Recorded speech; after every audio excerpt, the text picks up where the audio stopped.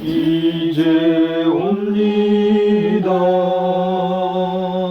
주 크신 사랑 받고자 주여 옵니다. 나 이제 왔으니 내 집을 찾아 주여 나를 받으사 맞아 주소서. 이 병든 마음을 고치려 이제 옵니다. 큰 힘과 소망 바라고 주여 옵니다. 나 이제 왔으니 내 집을 찾아 주여 나를 받으사 맞아 주소서. 나 바랄 것이 무언가 우리 주 예수 날 위해 돌아가심만 믿고 옵니다. 나 이제 왔으니 내 집을 찾아 주여 나를 받으사 맞아 주소서. 하나님의 말씀은 누가복음에서 누가복음 15장 누가복음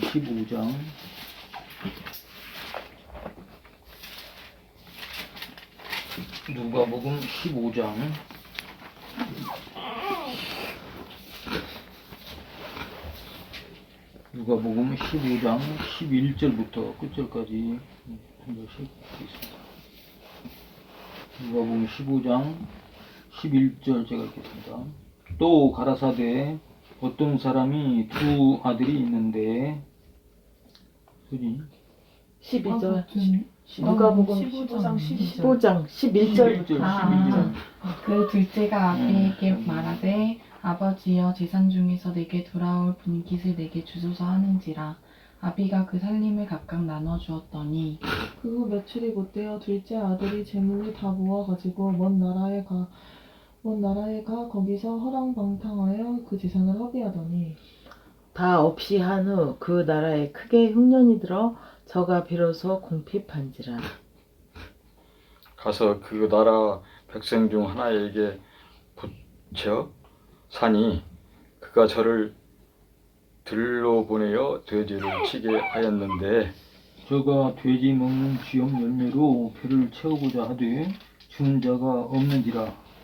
이에 스스로 돌이켜 가로되 내 아버지에게는 양식이 풍족한 품꾼이 얼마나 많은고 나는 여기서 줄여 줍는구나. 내가 일어나 아버지께 가서 이르기를 아버지여 내가 하늘과 아버지께 죄를 얻었사오니 지금부터는 아버지의 아들이라 일컬음을 감당치 못하겠나이다. 나를 품꾼의 하나로 보소서 하리라 하고 이에 일어나서 아버지께로 돌아가니라. 아직도 상거가 먼데 아버지가 저를 보고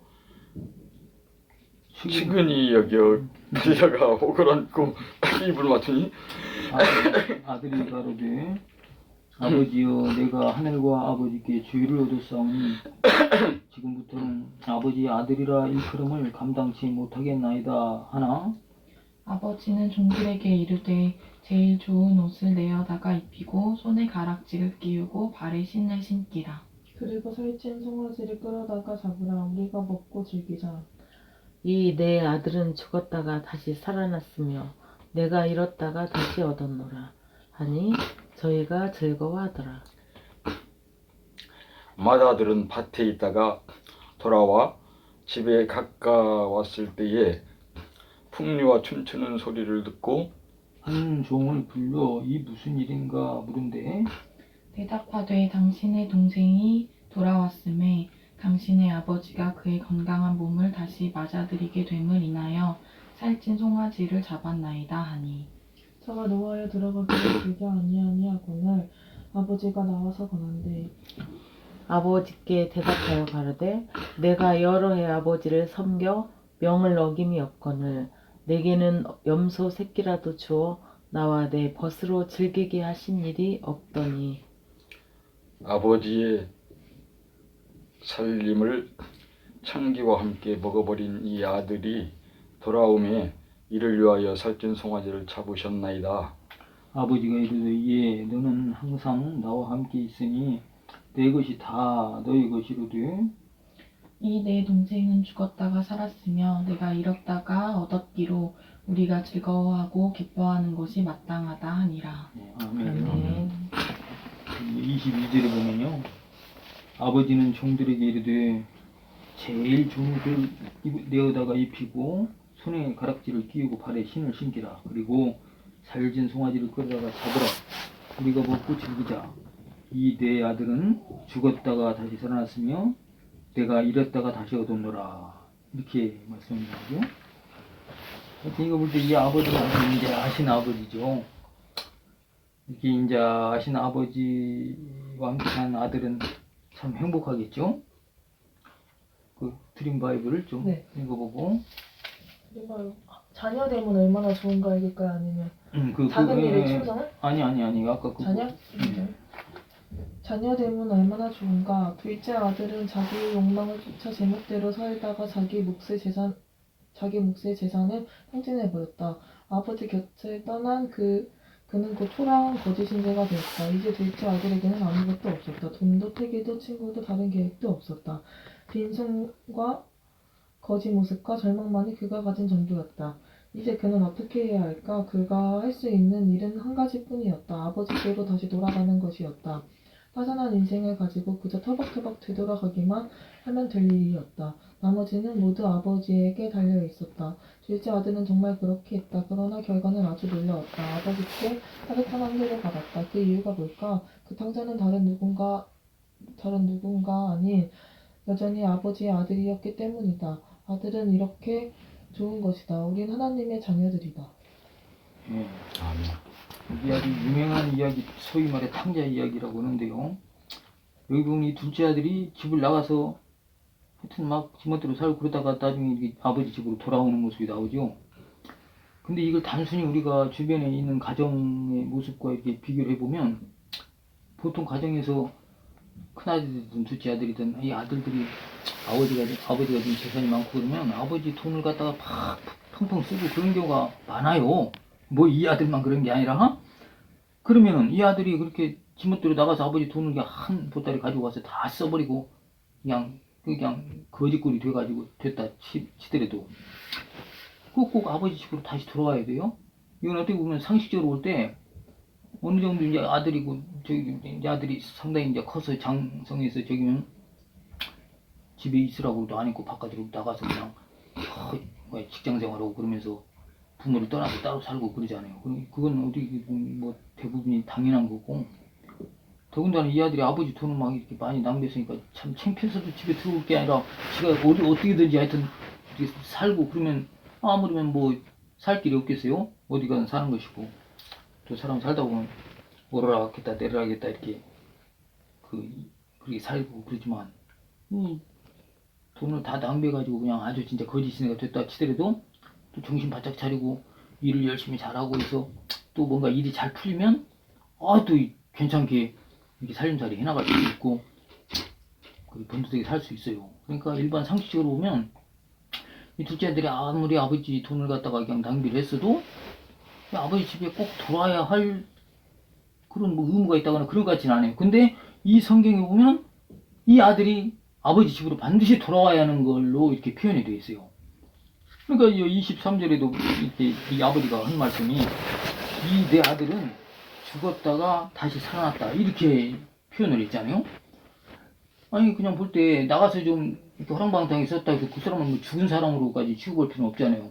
살아서 움직이고 돌아다니고 뭐 그러는데, 근데 여기서 이렇게 아버지를 떠나서 지멋대로 이렇게 말하자면 죄악에 푹 빠져서 사는 거, 이건 죽은 거라고 본 거예요. 그러니까 그 제대로 죽음에서 살아서 새 생명을 얻어서 살려면은 아버지 집으로 돌아와야 한다, 이런 표현이에요. 그러니까 이 이야기는 그냥 일반 가정의 아버지와 아들 관계보다도 우리 아버지 되신 하나님과 우리와의 관계를 이렇게 해야 한다는 것을 이렇게 보여주죠. 그러니까 우리가 진주부터 이렇게 이제 예수님 믿고 하나님을 아버지하고 부르고 이렇게 사는 하나님의 백성들은 이제 해당이 안 되지만, 우리가 가령 아직 내가 예수님 믿지 않고 이렇게 죄악 속에 푹 빠져서 완전히 하나님과는 담쌓고 사는 상태였다고 이렇게 가정을 하고 생각을 해보면, 이와 같이 둘째 아들처럼 아버지 집으로 가야 한다 이거죠. 그러니까 아버지 집으로 간다는 것은 꼭 그 아버지 집에 꼭 대문 안에 들어가야 한다, 이 표현보다도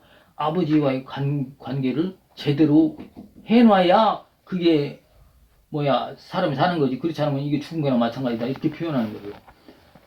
그러니까 창세기 보면 우리 맨 처음 우리 조상 되신 아담 할아버지께서 그렇게 범죄를 했을 때, 범죄 안 했으면 에덴 동산에서 계속 행복하게 살았을 거 아니에요. 근데 범죄를 한 후에 바로 성경에 보면은 지 스스로 그냥 내가 죄를 지었기 때문에 스스로 쫄아가지고 벌써 네 죄는 내가 알렸다 스스로 자기가 알거든요. 야, 이거 내가 큰일 났다, 내가 하나님 앞에 진짜 면목이 없고 그렇게 했다. 그러니까 하나님께서 이렇게 지나가시는 이렇게 음성을 듣고, 아이고 하나님 두려워서 큰 나무 사이에 이렇게 숨었다고 그랬어요, 아담과 하와가. 그러니까 하나님께서 아담아 너 어디 있느냐 이렇게 아담을 이렇게 불렀죠. 그러니까 아담이 제가 하나님 뵙기가 정말 너무 두려워서 이 나무 사이에 숨었습니다, 이렇게 말해요. 바로 이 아담이 범죄하기 전에는 하나님을 마치 아버지 하나님처럼 아주 친근하게 다정하게 이렇게 날마다 이렇게 생활했을 거예요. 근데 범죄를 하면서 바로 하나님과의 사이가 그냥 엄청 벌어져 버린 거예요. 그러니까 이 하나님과의 이 관계를 제대로 회복하지 않고서는 그야말로 아담은 그냥 죄인으로 완전히 저 멀리서 살아야 되고, 거룩하신 하나님 옆에 가까이 갈 엄두를 못 내. 도대체가 상대가 안 되는 거죠. 근데 이제 나중에 이제 하나님께서 뭐 가죽옷을 지어서 입히셨다고 이렇게 막 간단히 표현되는데, 이렇게 이제 신학적으로 표현할 때는 벌써 그거는 가죽옷이 무슨 가죽일까? 아마 양가죽일 것이다. 양을 한 마리 잡아서 그 양가죽으로 이렇게 아담과 하와에게 옷을 하나님께서 입히실 것을 봐요. 그것은 뭐냐? 장차 어린 양 되신 예수님께서 우리 죄를 사하시려고 피를 흘리셨잖아요. 그걸 구약시대 성도들은 그 예수님이 이전이지만 그 미리 이렇게 제사 같은 걸 그런 통해서 이렇게 그 예수님의 그 희생을 미리 보여줬기 때문에, 그러니까 아담의 죄를 하나님께서 그렇게 사해 주신 걸로 표현을 하죠.